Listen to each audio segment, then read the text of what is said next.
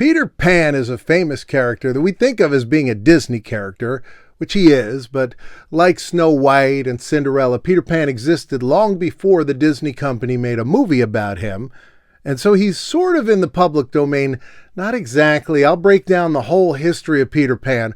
We're also going to see him shilling everything from buses to peanut butter to braziers. And check out this commercial for Geico. Hey, man. Hey, Peter. If you're Peter Pan, you stay young forever. It's what you do. If you want to save 15% or more on car I really insurance. wanted to go to this when we were in Austin, Texas. I so wanted to see this. This is Peter Pan Mini Golf, opened in 1948. This is J.M. Barrie, the creator of Peter Pan. Peter Pan first appeared in a 1902 book called The Little White Bird. He then turned that into a play in 1904. It was called Peter Pan or The Boy Who Would Never Grow Up. In 1906, he released a book called Peter Pan in Kensington Gardens. This was basically the story that appeared in The Little White Bird.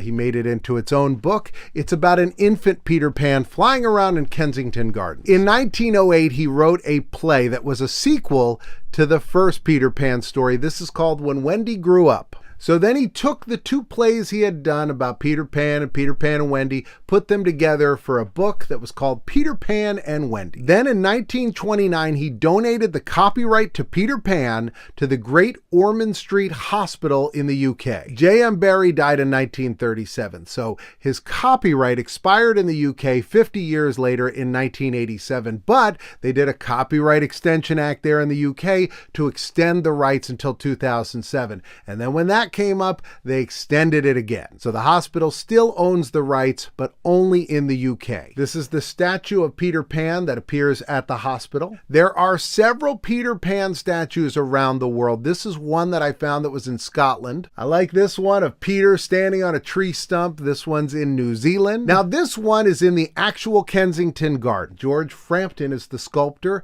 They made 6 of these and they appear throughout the world. There is one here in New Jersey, so I'm going to have to go see it at some point. Andrew Hafner was the sculptor of this one. This is a bronze likeness of Peter. This was made for the old Paramount Theater, which is located in New York City. It's no longer a theater. You may know it if you're a wrestling fan. It was WWF New York for a while. I think right now it is a Hard Rock Cafe. It's a building, by the way, that has a replica in Universal Studios, Florida. They made this for the Paramount Theater. Paramount Theater stopped being a theater, so it was taken out of the lobby, and it's now in George Schurz Park in New York City. The next thing I wanted to talk about was Peter Pan Records. Look at the logo right there, right there. It shows an advertisement on the back. This company started in 1948. This might be their greatest record with the weird knockoff Sesame Street Muppet. I have this record. I have this one. There have been Peter Pan ice cream companies and ice cream shops.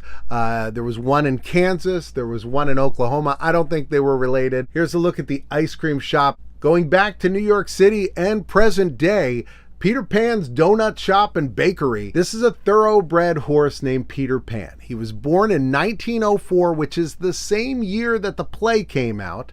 And he went on to win the Belmont Stakes. So those of you that know anything about horse racing, you've probably heard of the Triple Crown. That's one leg of the Triple Crown. This was a great horse. He ended up in the Horse Racing Hall of Fame. He sired several children, and in his lineage, there's multiple Kentucky Derby winners.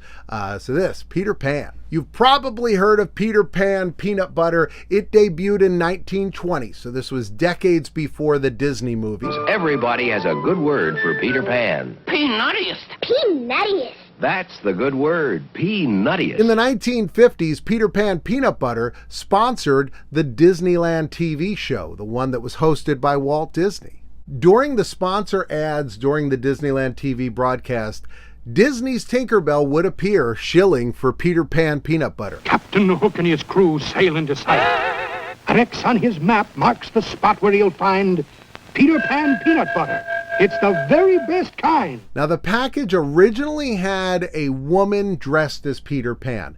In the early days of Peter Pan on stage, this was almost always how it was done. Famously, Mary Martin played Peter Pan on stage. Sandy Duncan played Peter Pan. It would always be played by a small woman.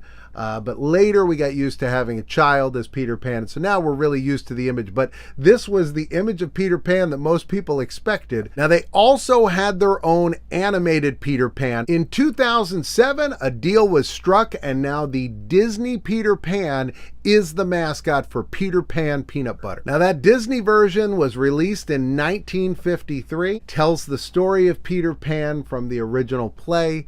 It became the most famous version of the story, obviously. It inspired its own ride at Disney, which is one of my favorites, by the way.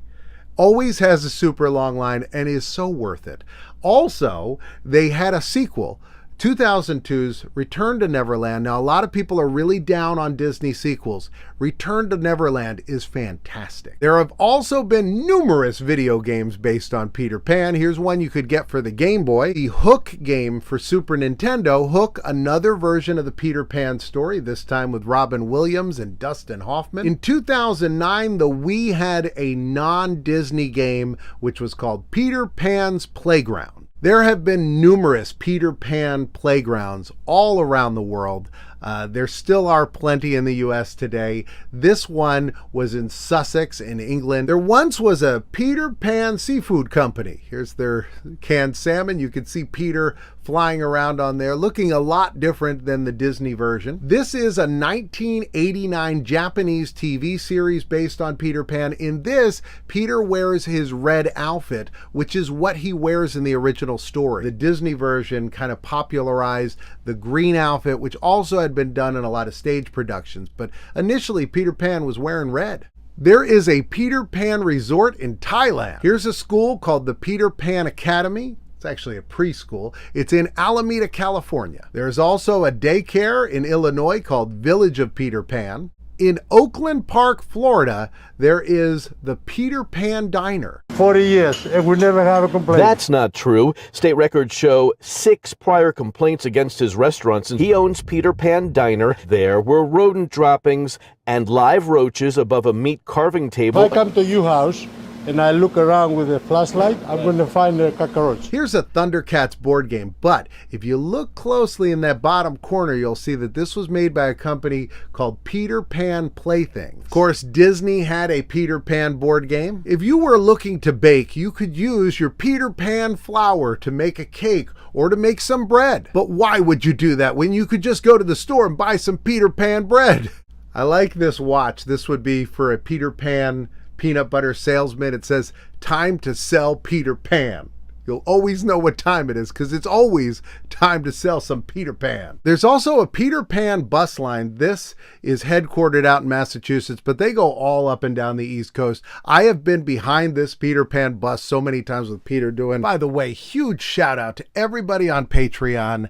I am so thankful to you guys. You make this all possible. I just recently got a new camera stand because of you. So now when I travel, I can take it in my suitcase. If you want to sign up, just $3 a month, get you a postcard from me to you every single month. You could be like Matthew Chapin. You could be like Chris, Michael, and Jessica. And you could be like my big brother, Rob. In the 1930s, when strapless bras and underwire bras became very popular, Henry Flynn launched his own line of bras, and they became one of the most successful lines out there, and he became known as one of the most dapper men in the clothing industry, and he named his line of bras Peter Pan.